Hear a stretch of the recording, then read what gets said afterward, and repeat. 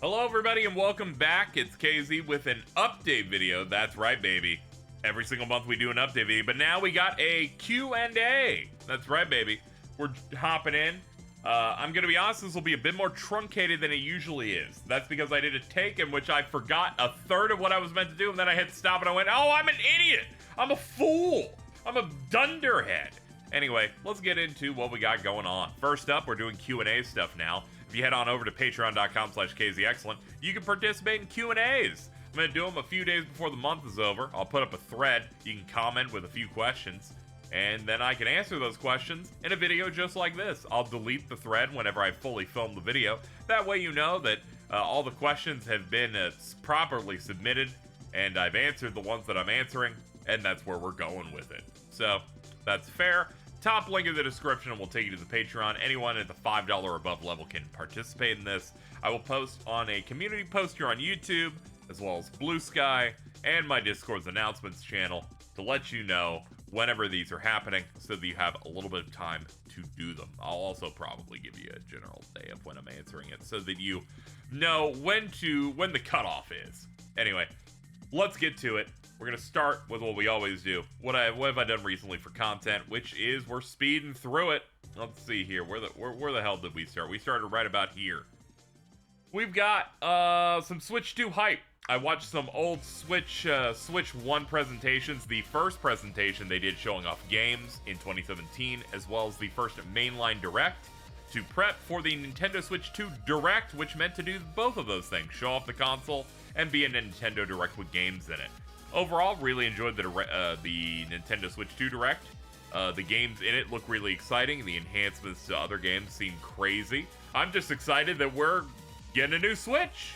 We have a new baseline for, like, gaming in general. Very excited for it, and I also like Donkey Kong a lot, so I'm very pleased.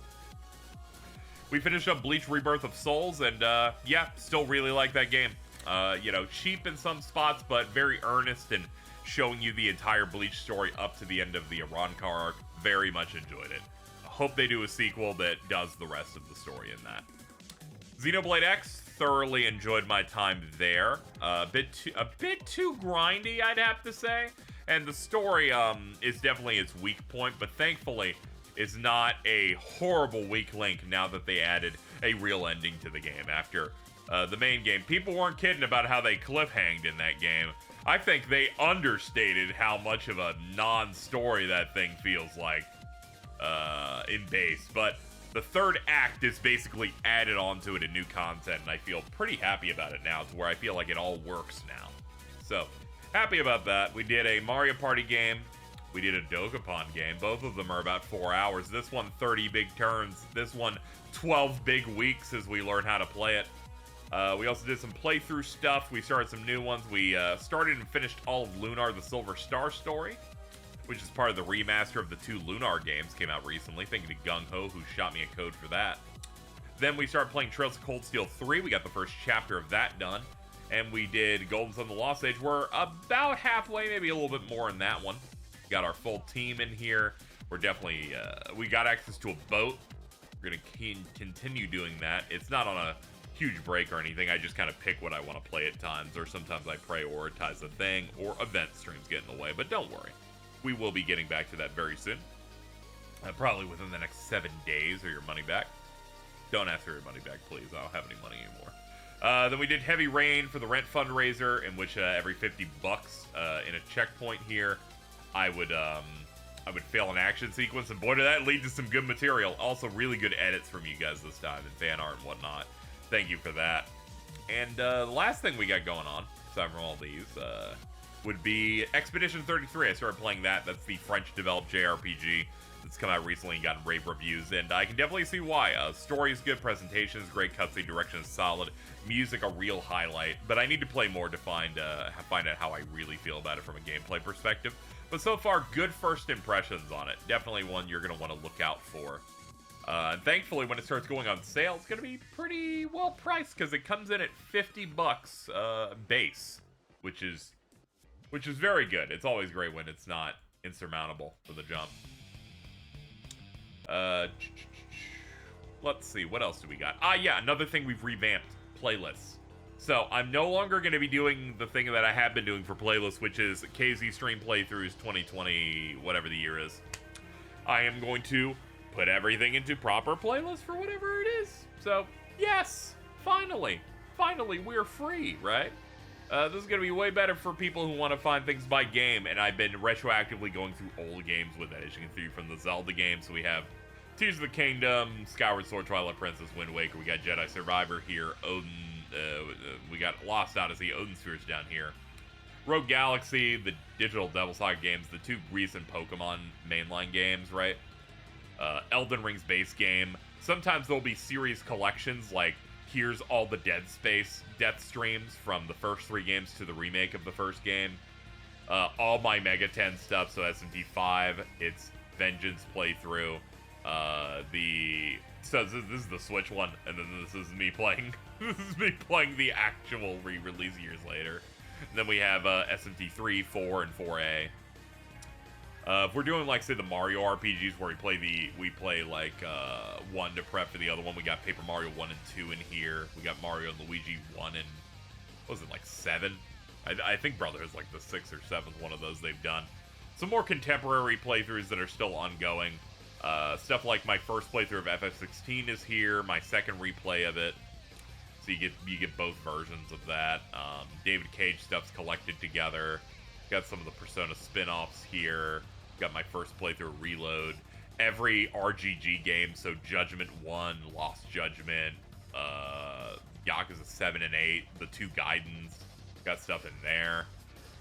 But yeah, I try to do it by series, like the Dot Hack stuff, of course, and big marathon things. But overall, everything is a bit more orderly instead of just doing the casual streams and the stream playthroughs and just doing it like that. And of course, at the bottom we have the Road to 16. I've renamed this from the FF franchise playthrough to the Road to 16 because that was the point of it.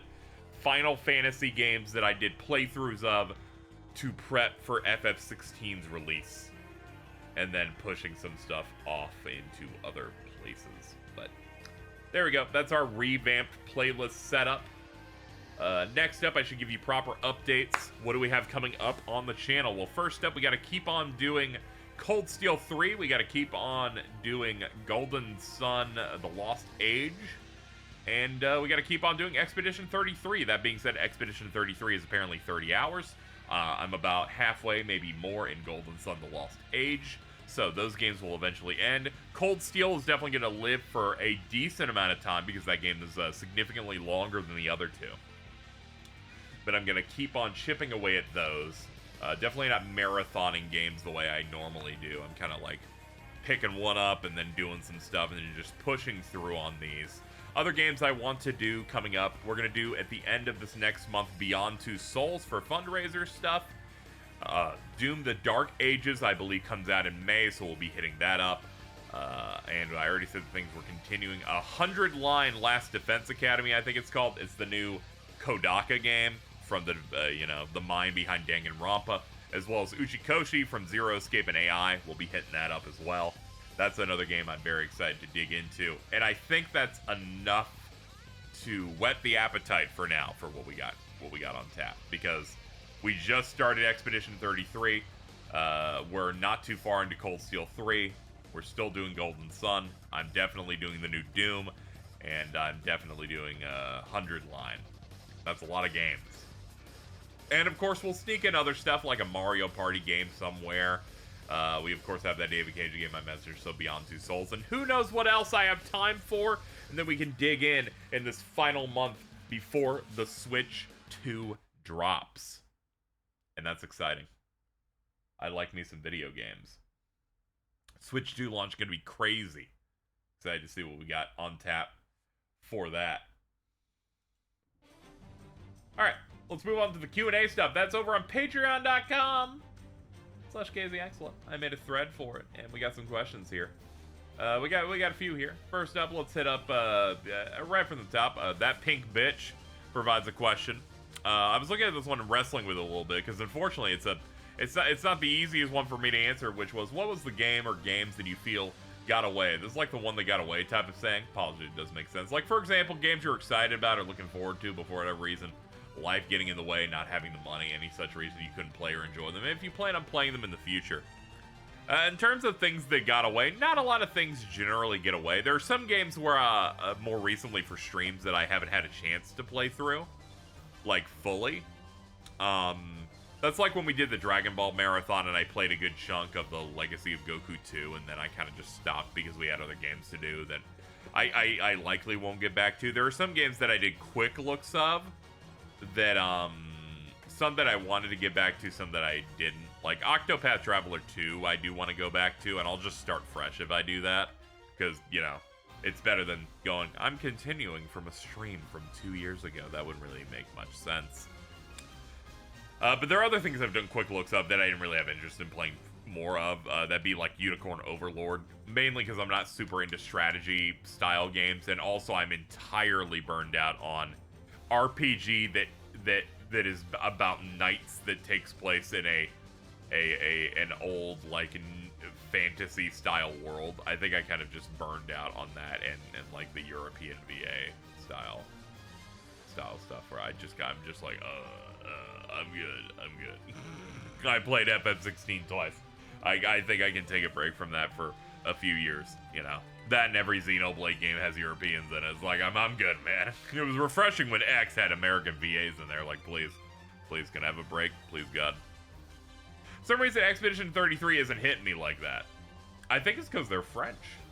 I think it's also because I can easily recognize the main character as the actor Charlie Cox from Daredevil. But I'm trying to think of games that got away because I couldn't afford them, you know? And a lot of times is, I think the things I'm looking forward to is like thinner than you would think. It's a smaller pool. And as a result, I usually ended up picking them up if I'm really excited for it. Because I usually try to just make it happen. I try to make it a part of my content and stuff. So I make sure that I hit on it. And if I couldn't at the time, I've ended up doing it later by now for a lot of games. There are not many games where I'm like, I wasn't able to get it.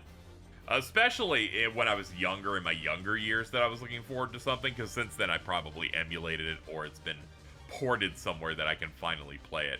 Things that got away would be stuff like Xenoblade X, and as you can see, we got that here, for example. So, not a lot of stuff that got away from me, but it also kind of loops into my backlog, which doesn't really exist, you know?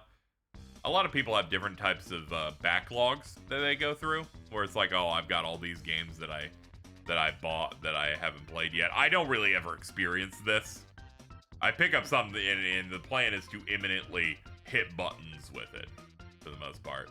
Like, if I'm buying something to support the dev, I'm also going to play it in a pretty short order. And if I don't feel it, I'll drop it, and, you know, we'll just kind of go from there. The closest thing I have to a backlog is games I'm playing in a series where I haven't played all of them. And it's just like, yeah, I'm going to get to them. Trails is the example. Like Cold Steel 3. Beyond that, I have Cold Steel 4. Reverie, Daybreak 1, Daybreak 2, and then Trails Through the Horizon, which is coming out this fall. So I guess that's a backlog and that I have to catch up imminently. But, you know, that's the closest thing I have to that. If I enjoy, you know, if I'm looking forward to something, I'm going to play it fairly soon. So nothing really escapes my sight in terms of my own general interest. If I'm interested in something, I'm going to engage with it, is kind of where I'm at with this kind of thing. There are some times where I kind of have some small amount of interest, and some things might get away through that, but I feel like it's not that big of a desire if I'm not getting to it, is basically it. Sorry that I don't have a really satisfying way to answer this first question, but, you know, it is what it is. You know, but thank you. I do appreciate that, because I see a lot of questions in here like top thing, which I'm going to say for Q&A's probably pick some stuff that's a bit more interesting than that, just because it's a bit harder to land on it. You know, your favorite thing or your least favorite thing. Maybe dress it up a little bit. It makes it a little bit easier for me to get some off the dome. Anyway, thank you for your question. That pink bitch. Declan also provides a question. If you aren't doing this for a living, what could you see yourself doing for work instead? I've been doing this type of content since I was 16. I'm 32 now. So even when I was in school, I was thinking about this kind of stuff. I was never thinking about doing this as a job, though, because there was no way to make money off of it at the time that I was starting to do it. But before that, in terms of career stuff, I really like talk radio. Stuff like FM talk shows and maybe stuff that appeared on, like, XM radio. So I was always thinking about if I went to college, I would go and get a communications degree and try and do that type of stuff. Just general entertainment, talking about, like, current events, special interests, that kind of thing, doing banter with people, which is ultimately what I do here through my content. So I kind of landed there. I never really thought about any desire for anything else. You know, like when you're young, you're like, I want to learn how to make a game, but the act of making games is a significantly more complicated type of skill set that you need. So it's never been something that necessarily hit for me in terms of, like, I want to go do that. I feel like I'm skilled out in that way. So ultimately, like, basic, like, talk show style content. Though the field I would have initially done for with talk radio has essentially, like, not been as active as it used to be, as new forms of media have taken its place, and most importantly, podcasts have subsumed it for the most part. Everybody's got one of those things. I remember using podcasting apps and checking that type of stuff out in 2006, and now everybody knows what a podcast is. They don't even remember that podcast was casts for your iPod. It outlived the machine. Thank you, Declan, for that question. So let's talk a little bit about that. Jordan Ranger's got a couple of them for us. If you had to pick 3 pieces of media that meant the most to you or define your taste, what would they be? I did another take of this earlier, so I was able to think about some stuff. Kingdom Hearts definitely set up my tastes in terms of what I like in terms of RPGs and stuff like that. Things I like in terms of what I think are, like, cool aesthetics. The way they present those secret movies, really cool. The type of music that I like. It really was a good on-ramp for, I liked 3D platformers, and I liked mascot-related stuff, but I liked some cool action. So it was a good way of jumping from, like, the N64 to, like, the PS2 era with some of that. And I started getting into anime at the time, so of course, you know, it all feeds into each other pretty nicely, you know. Eureka 7 also determined a lot of my taste. That soundtrack is immaculate for that original 2005, 2006 anime. Definitely recommend it. Got a lot of like a lot of alternative music, like some club beats in there, some cool mech animation. That definitely it got me into robot related media a decent bit, and it hit especially well. So I feel like that helped, like, determine my taste. And I think a lot of stuff that is, like, action show that lasts a long time also influenced my tastes. Where I feel like the generation now is much less exposed to shows that go over 100 episodes, because everything is, like, 12 to 24 episode, like, seasons that are displaced by a few years. And I was grown on things that lasted a long time. And we feel that even beyond anime. We look at that at TV shows. You get a cartoon or something, or you get a TV show you like, and it's an 8-episode limited series that maybe another season comes out next year, or maybe it's 4 years from now, and that sucks.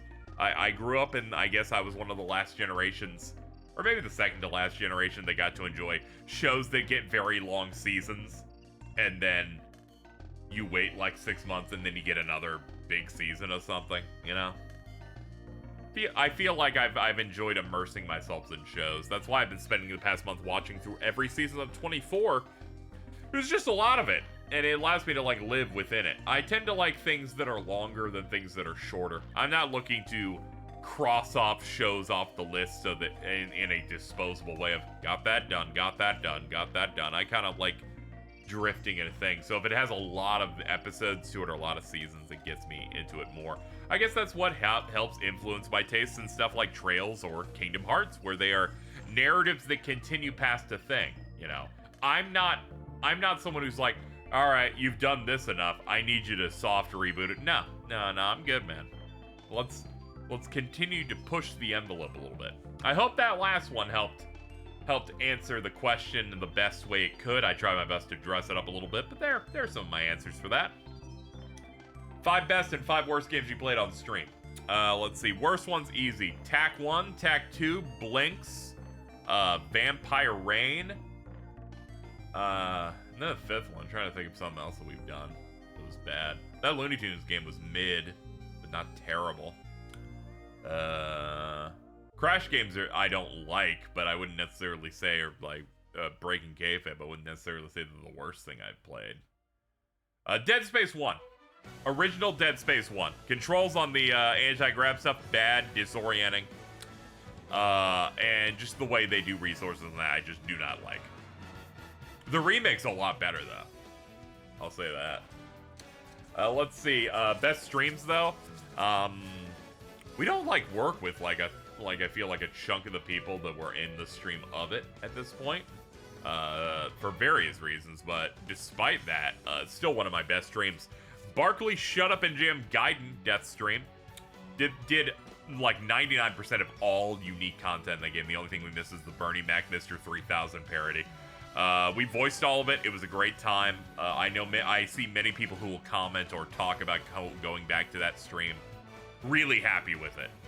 Charles Barkley owns a gun. It was a great time. Other things that, when I think of streams that are good, it's the vibes in the call as we're playing are great. So Final Fantasy X, any group stream we do of Like a Dragon games, anytime we're doing a party game like Mario Party, I'm having a great time. Those are things where I'm like, those are great. Certain death streams tend up being good. Not all of them end up being on a quality I'm looking for. Ones that are too long have great energy to them. Banjo-Tooie, where it's like, we're dying. You're just watching someone actively decompose on stream. The David Cage ones have been great. Indigo Prophecy especially is a highlight. Mario Party I love quite a bit because each one feels unique in its own way, and that something occurred, we had a conversation, and it feels like you have to watch it.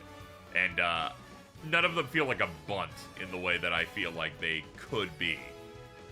Trying to think of anything else, like a Dragon, the Barkley game.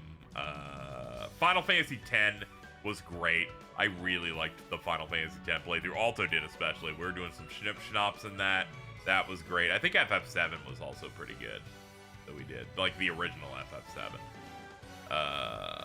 But yeah, overall, yeah, just that's a taste. That's a smattering of some of the games that I have enjoyed. It's why we did Mario Party a bit more regularly for a bit there. It's just because I really enjoyed the vibe of playing those games.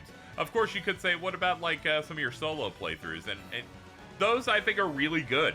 And I think we get some good material out of them. I like anytime I'd go through a Persona game just because I feel like you're trying to come up with bits as you push through. I think Persona 3 Reload was quite good for that.